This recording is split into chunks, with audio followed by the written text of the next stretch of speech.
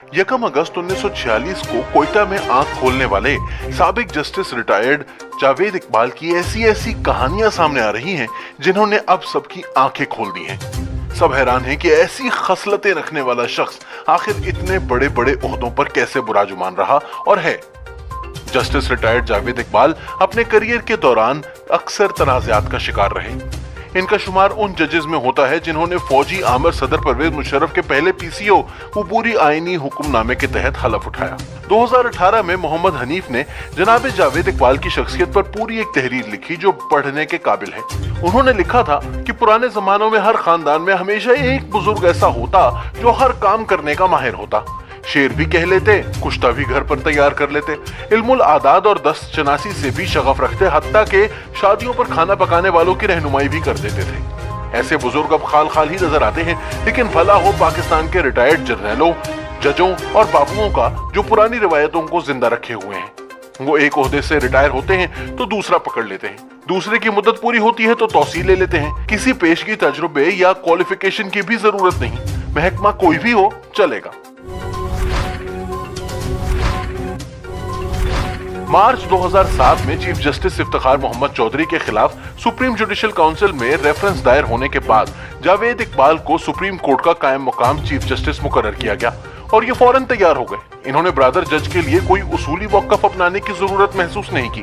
अलबत्ता जब 9 मार्च को इफ्तिखार चौधरी की पहली पेशी पर वकला की जानिब से शदीद रद्द अमल का मुजाहरा हुआ और अगले चंद रोज हैरत अंगेज तौर पर बड़े बड़े एहतजाज देखने में आए, तो ब्रदर जजेस को भी कुछ दबाव के सामने हथियार डालना पड़े और जस्टिस जावेद इकबाल इस ओहदे से अलहदा हो गए, क्योंकि जस्टिस राणा भगवान दास वापस आ चुके थे और फिर यही अगले चंद माह सुप्रीम कोर्ट के कायम मुकाम चीफ जस्टिस रहे। 3 नवंबर 2007 को पीसीओ पर हलफ उठाने से इनकार की पादाश में इन्हें 11 दीगर जजेस के साथ सुप्रीम कोर्ट से हटा दिया गया था।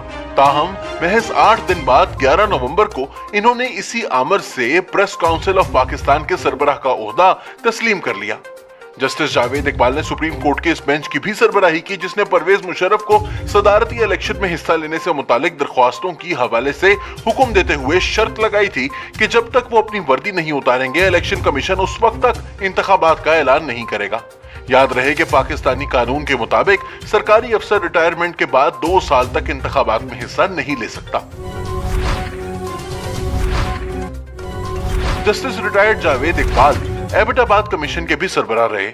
इस कमीशन का क़याम अल-कायदा के साबिक सरबराह उसामा बिन लादेन की पाकिस्तान में मौजूदगी और एक अमरीकी ऑपरेशन के जरिए इनकी हलाकत के मुहर्रिकात को दुनिया के सामने लाना मकसूद था, लेकिन इसकी रिपोर्ट को आज तक मंजर आम पर नहीं लाया गया। जस्टिस रिटायर्ड जावेद इकबाल 2011 से लापता अफराद की बाजियाबी के लिए बनाए गए कमीशन की सरबराही कर रहे हैं। 2016 में सेनेट की कायमा कमेटी बराए दाखिला के इजलास में इन्होंने बयान दिया था कि दुनिया के दीगर मुल्कों में भी लापता अफराद की हालत ऐसी ही है जैसे पाकिस्तान की। एक और बयान में जस्टिस साहब ने अजीब मंतक बयान करते हुए दावा किया था कि लापता अफराद को हमारी नहीं बल्कि दुश्मन मुल्क की एजेंसियों ने उठाया है, वैसे भी इनमें से लगभग 80% तो दहशतगर्दी में मुलव्विस हैं। Defence of human rights Pakistan की चेयरपर्सन आमिना मसूद जंजुआ कई सालों से लापता अफराद के लिए काम कर रही हैं।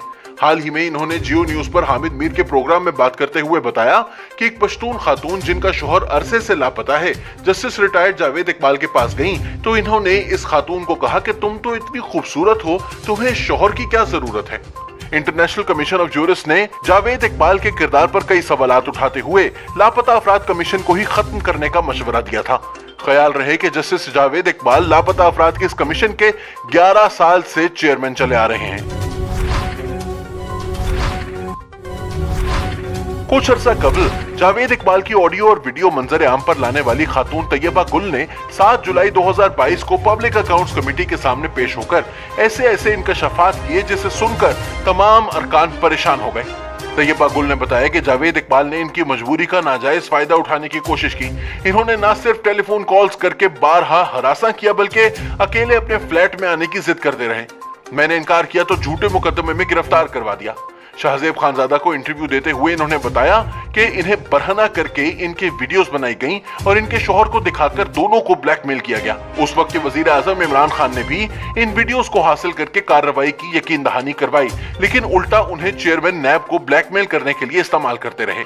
यहाँ तक कि 2020 में जियो न्यूज के मालिक मीर शकीलुर रहमान को नैब ने गिरफ्तार किया तो तैयबा गुल और इनके शौहर को वजीर आजम हाउस में बुलाया गया और इन्हें 45 दिन तक हब्स बेजा में रखा गया।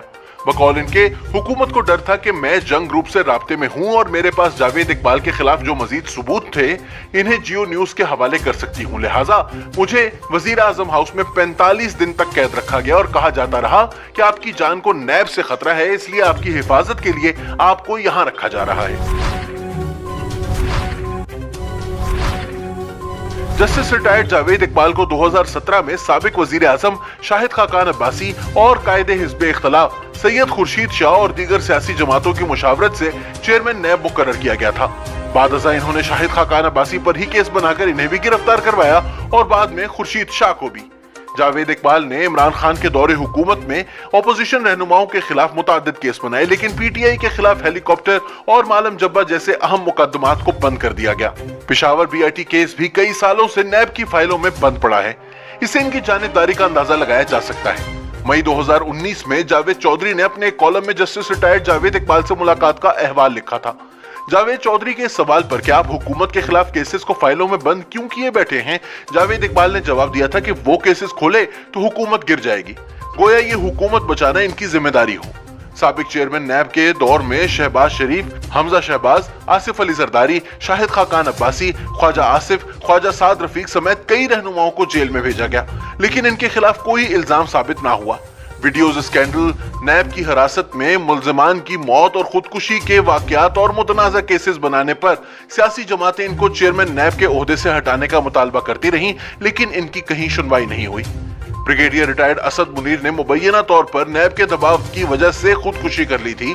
सितम ज़रीफी देखिए कि इनकी मौत के ठीक 3 साल बाद इन्हें नैब केसेस से बाइज्जत बरी कर दिया गया।